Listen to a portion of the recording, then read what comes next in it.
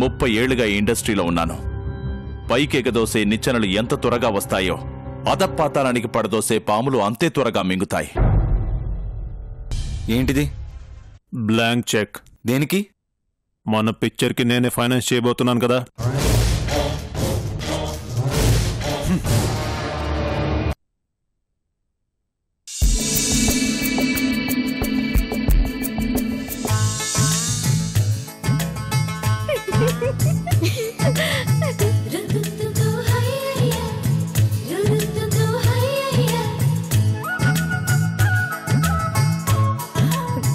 ఏం ఆడపిల్లలో ఏంటో, ఒక్కదాన్ని ఇంత పని చేయలేక చచ్చిపోతున్నాను. ఇటున్న పుల్ల తీసి అటు పెట్టి దిక్కే లేదు. నువ్వు ముందు పుల్లలై, ఇటున్న పుల్ల తీసి అటు పెట్టకపోతే అప్పుడు అడుగు. చాలండి సంబడం. నా మాట అంటే మీకెప్పుడు పట్టింపు గనక? మెళ్ళ తాళి పడ్డప్పటి నుంచి ఇదిగో ఈ బెల్ట్ పడేదాకా ఏనాడైనా నా మాట నమ్మారా, విన్నారా?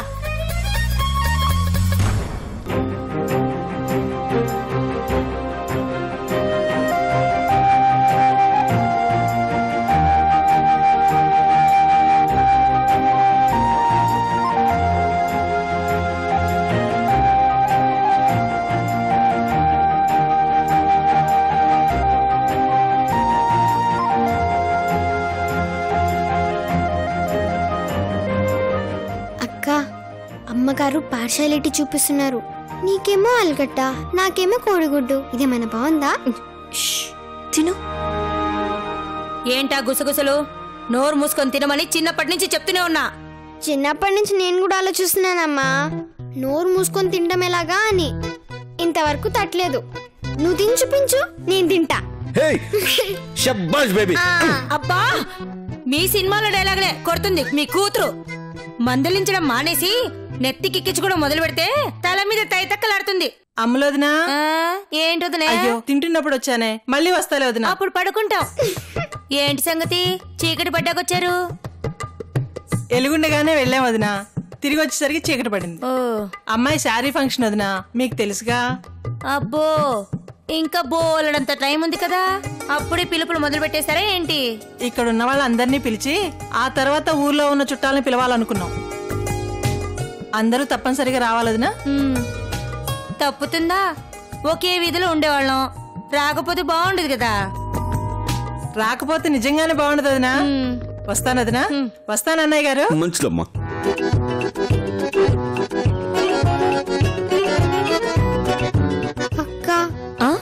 చచ్చామక్క.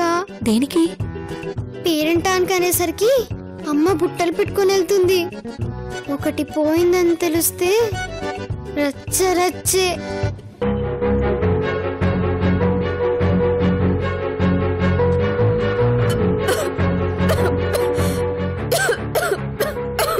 అయ్యో మేఘా, నీళ్ళు.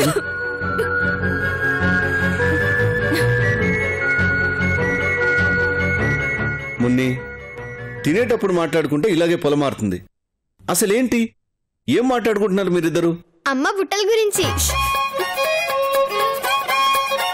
వాటిని ఇప్పుడెందుకు గుర్తు చేస్తున్నావు? వాటి వెనకాల విషాద గాథ ఉంది తెలుసా? ఏంటది? నువ్వు పుట్టాక నాకోసారి డబ్బు అవసరం వచ్చింది. మీ అమ్మని అడిగితే ఇవ్వదని చెప్పకుండా బుట్టలు తీసుకెళ్లి తాకట్టు పెట్టాను. ఇలాగే ఓ పేరటం వచ్చింది.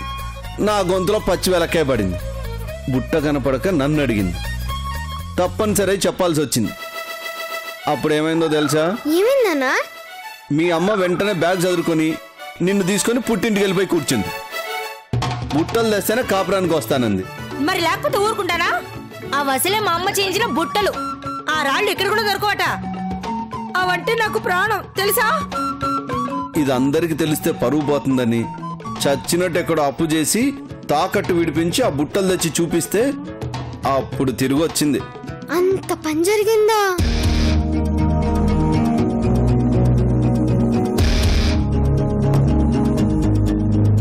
బాగా గుర్తు చేశారు. వనజ వాళ్ళ శారీ ఫంక్షన్ కి ఆ బుట్టలే పట్టుకెళ్తా.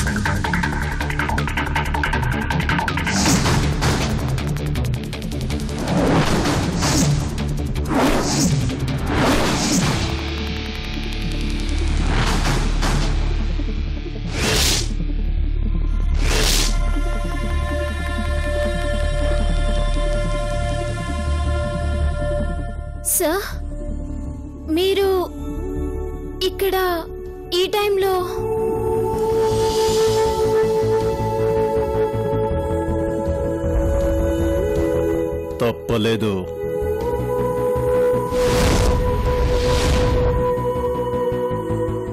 సార్ అవును తనిష్క, ఇండస్ట్రీకి సంబంధించిన ఏ డీలింగ్స్ అయినా నా దగ్గర నా ఇంట్లో జరుగుతాయి. కానీ అందుకు విరుద్ధంగా నేనే నీ ఇంటికొచ్చానంటే అది ఎంత ఇంపార్టెంటో నీకు అర్థమయ్యే ఉంటుంది. అర్థమవుతుంది సార్. ఇన్నేళ్ల సినిమా ఇండస్ట్రీలో నువ్వు ఒక స్టార్గా ఎదుగుతున్నా నేను ఏ రోజు నీ జోలికి రాలేదు, అవునా? అవును సార్. సో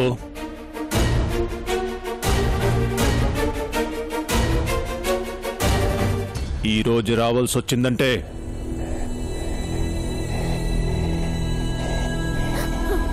ఏంటి సార్, ఏమైంది?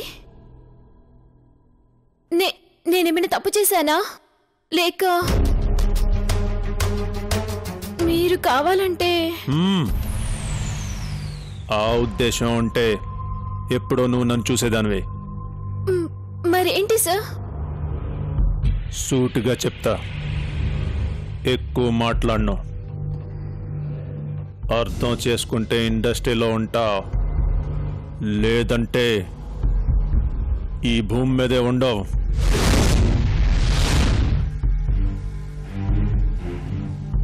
ఏం చేయాలి సార్?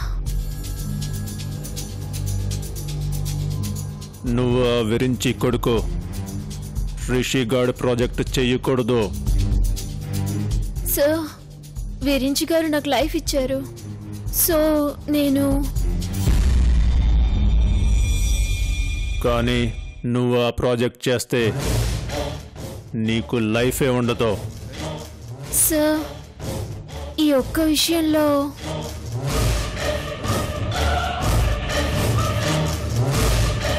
సార్.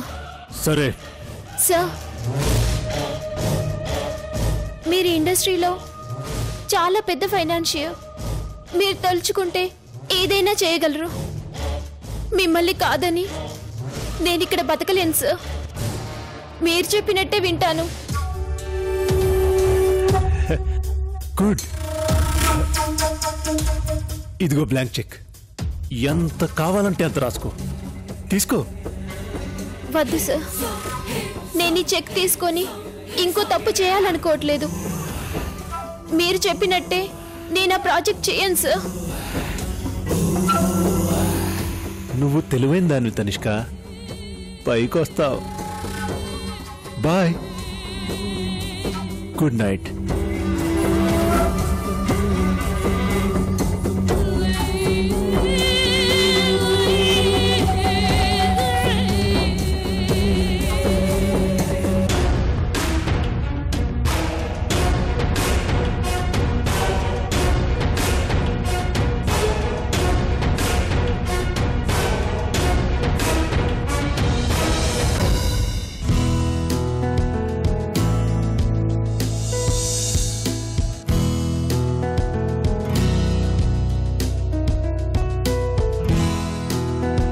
ఏమండి, ఇంటర్వ్యూకి వచ్చింది మీరే కదా? మీ సర్టిఫికేట్స్ ఇవ్వండి.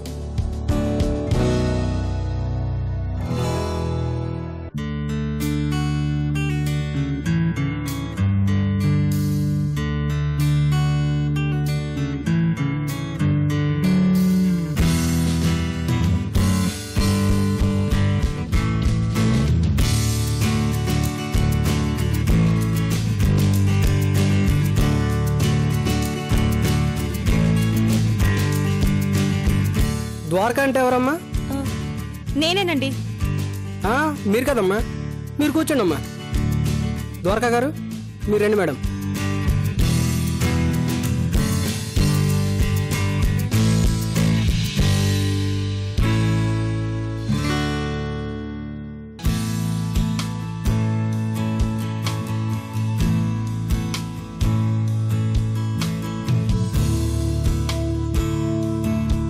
రమేష్ సార్. చైత్రని పిలు. Okay sir.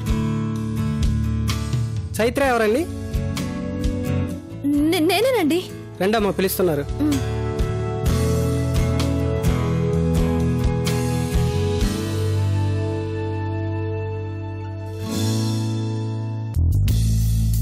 Come in sir. Yes come in. Very good. మీ అకాడమిక్స్ బాగున్నాయి. సరిగ్గా నీలాంటి క్యాండిడేట్ కోసమే మేము ఇంటర్వ్యూ కండక్ట్ చేశాం. Please be seated Chaitra. Thank you sir. I am Prem Raj. Hello sir.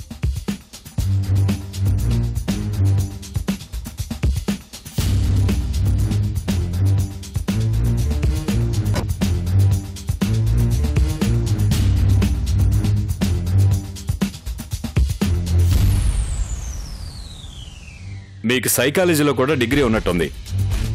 Coding నేర్చుకున్నావు. అకౌంటెన్సీలో సర్టిఫికెట్ కూడా ఉంది. ఇన్ని డిఫరెంట్గా ఎందుకు చేశారు? ఇంట్రెస్టా? అవసరం. బ్రతకడానికి అవసరమైన ప్రతి సబ్జెక్టు నేను తెలుసుకుంటూ ఉంటాను sir. Wonderful, wonderful answer. Good. కానీ ఈ ఫామ్ మీరు సరిగా ఫిల్ చేయలేదు. చూడండి, బయోడేటాలో ముఖ్యమైన కాలం బ్లాంక్గా వదిలేశారు. పొరపాటునా? పొరపాటు కాదు సార్. వాట్? అవును సార్, కావాలని వదిలేశాను. చైత్ర, మీ ఫాదర్ పేరు ఫిల్ చేయలేదు. I think you are unmarried. అది మెరిటల్ స్టేటస్ లో రాశాను కదా సార్. మరి ఫాదర్? ఆయన పోయినా పర్లేదు, పేరు రాస్తే చాలు. ఏం చేసుకుంటారు సార్? నేను అక్కడ ఏదో ఒక పేరు రాస్తే మీరు హ్యాపీ అయిపోతారు, అంతేగా? చెప్పండి. అదే అవసరమైతే నేను మా అమ్మ పేరు రాస్తాను, ఓకేనా?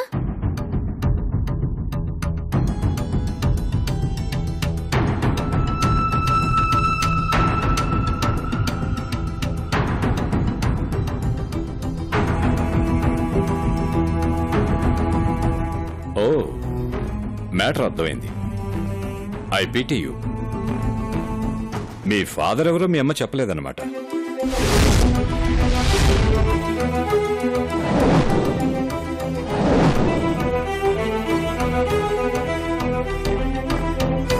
మీరు చూడాల్సింది నా ఫ్యామిలీ హిస్టరీ కాదు సార్, నా ఎడ్యుకేషనల్ క్వాలిఫికేషన్, నా క్యాలిబర్. నచ్చాయి, బాగా నచ్చాయి. అదేంటో మీ ఫ్యామిలీ హిస్టరీ కూడా బాగా నచ్చింది. ఫాదర్ ఎవరో మీ అమ్మ నీకు చెప్పలేదు. యాక్చువల్గా నాకు నీలాంటి అమ్మాయి కావాలి.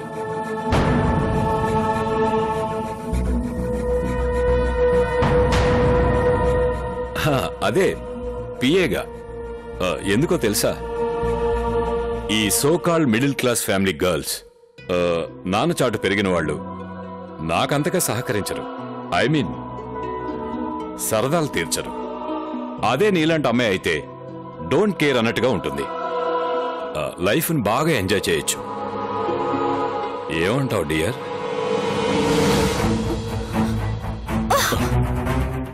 రాస్కెల్, ఏమనుకుంటున్నావురా నువ్వు? నా తండ్రి పేరు రాయకపోవడం అది నా ఇష్టం. దాన్ని నీలాంటి కుక్కలు అడ్వాంటేజ్ గా తీసుకుంటే ఏం చేస్తానో తెలుసా? ఏంటి నీ హిస్టరీకి తోడు నీకింత నోరా? నేనేమన్నానని? మీ అమ్మ చేసిన పనే నిన్ను చేయమన్నాను. Enjoy, enjoy life. బెట్టు చేయకు. నేను చెప్పినట్టు చేశావనుకో, నీకు జీతంతో పాటు స్పెషల్ అలవెన్స్లు కూడా ఉంటాయి. నువ్వు మామూలు కుక్కవి కాదురా, బజారు కుక్కవి. నిన్ను ఏంటే వాగుతున్నావు? సొసైటీలో ఫాదర్ పేరు కూడా చెప్పుకోలే నీలాంటి దాన్ని. పో, బయటికి పో. పోయి ఇంకెక్కడైనా ట్రై చేసుకో. Get out from here. Peon sir. Peon, ఈ అమ్మాయిని పంపించేయి. రండమ్మా. రేయ్, తో. నీలాంటి వాడికి ఎలాంటి గతి వస్తుందో నా నోటితో అనరా, అనుభవిస్తావు. ఇంతకింత అనుభవిస్తావు. మీరు మారరు. ఇందాక బజార్ కుక్కలతో పోల్చానే, తప్పు. అవి కూడా సిగ్గుపడతాయి. నిన్ను జంతువులతో పోలిస్తే వాటి పరువు తీసిందాన్ని అవుతాను. అంతకంటే దారుణమైన మనిషివిరా నువ్వు. ఏంట్రా చూస్తావా? ఎవరిని బయటికి తీసుకెళ్ళు. రమ్మంటుంటే రా రా.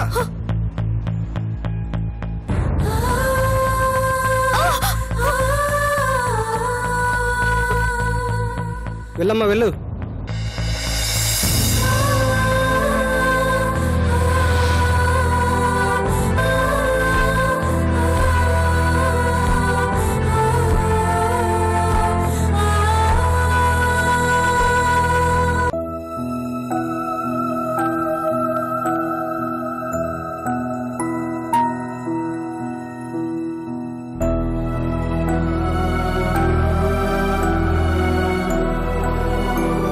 మీకు ఈ మధ్య ఈ తలనొప్పి రెగ్యులర్ గా వస్తుందండి. ఇంట్లో సమస్యలతో అయితే ఇంత రెగ్యులర్ గా రాకపోవచ్చు. ఎందుకైనా మంచిది ఒకసారి డాక్టర్ని కన్సల్ట్ చేయకూడదు? చూద్దాం. ఎన్నాళ్లు భరించగలను అన్నాళ్లు భరిస్తాను. ఎందుకు మీరు ఆరోగ్యాన్ని నిర్లక్ష్యం చేస్తున్నారు? నాకన్నిటి మీద ఇంట్రెస్ట్ పోయింది సౌదా. ఆ ఇంట్లో ఇంటి పెద్దగా ఉన్నాను తప్ప నన్ను గుర్తించేవాళ్లే లేరు. రిషి అయితే పిక్చర్ విషయంలో నా సలహాలు గాని ఐడియాలు గాని ఏవీ అడగటం లేదు. పైగా ముక్కుసూటిగా వెళ్తున్నాడు. ఆ పొగరు వల్ల ఎలాంటి వాళ్లతో విరోధం పెట్టుకుంటాడోనని భయపడుతున్నాను. రిషి విషయంలో మీరేం వర్రీ అవ్వక్కర్లేదు. ఇప్పుడు పెద్దవాడయ్యాడు కదా. తనకేం కావాలో తెలుసుకోగలిగిన వాడు తనకేం వద్దో కూడా తెలుసుకోగలుగుతాడు. అమ్మా అమ్మా అమ్మా,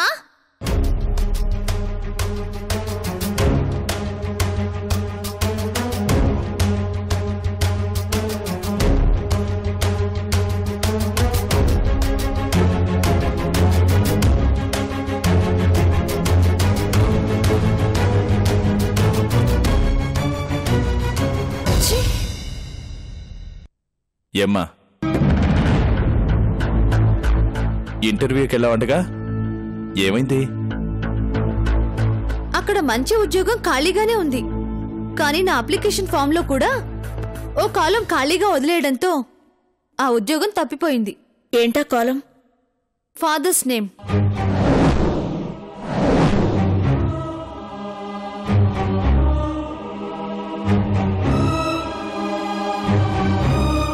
తండ్రి పేరు అని ఉన్న చోట తండ్రి లేరు అని రాయలేక, ఉన్నారు అని పూర్తి చేయలేక ఖాళీగా వదిలేశాను. నేను నా పేరు రాయొద్దని చెప్పానా? వైట్ పేపర్ మీద 100 అని రాసి గవర్నర్ సంతకం చేసినంత మాత్రాన అది చెలామణి అవదు. అందరూ ఆమోద ముద్ర వెయ్యాలంటే ఆ నోటు అచ్చులో ఉండాలి. అసలు నువ్వేమీ రాయకుండా ఖాళీ పేపర్ ఇస్తే ఏంటర్థం? నాకు నాన్న లేడని, ఉన్నా లేనట్టేనని, కన్నా కన్న తండ్రినని చెప్పుకోడని.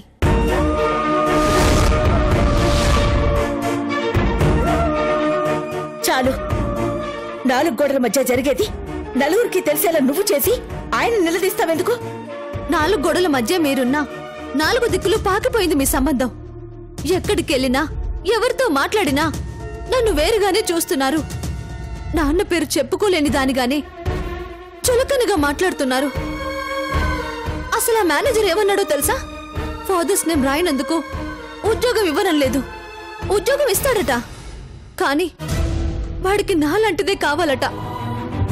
మంచి కుటుంబం నుంచి వచ్చిన ఆడపిల్లైతే శీలానికి విలువిస్తుంది గాని నాలాంటి తండ్రి లేని ఆడపిల్లకు అన్ని అలవాటైపోతాయట.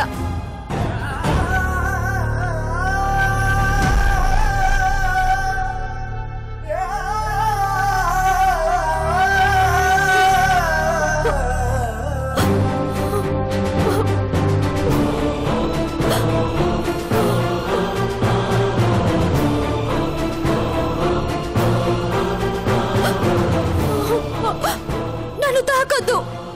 నీ బలహీనత మూలంగా, ఆయన నిస్సహాయత మూలంగా నేనెంత చిత్రవధ అనుభవిస్తున్నానో మీకెప్పటికీ అర్థం కాదు. తుడిస్తే కన్నీళ్లు పోతాయేమో గాని కష్టాలు పోవు. ఆఖరికి నా కష్టం నేను పడి ఏదో ఒక పని చేసుకుని నా కాళ్ళ మీద నేను నిలబడదామనుకున్నా. నా కాళ్ళు కట్టేస్తోంది సొసైటీ. అంతా మీ మూలంగానే.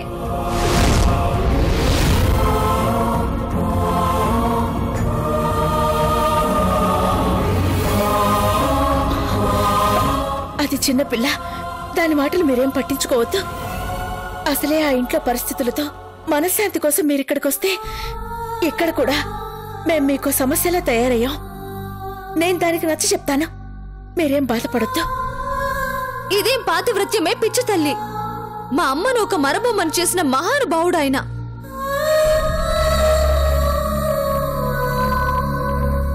నా తల్లిని చేసి తండ్రిని చెప్పుకోలేని పురుషోత్తముడు ఆయన. ఆయన ఎక్కడ రాకుండా పోతాడోనని నువ్వు కాళ్ళ వేళ పడుతున్నావేంటి? ఏమిచ్చాడాయన నీకు? ఉంపుడు గత్తన్న బిరుదు తప్ప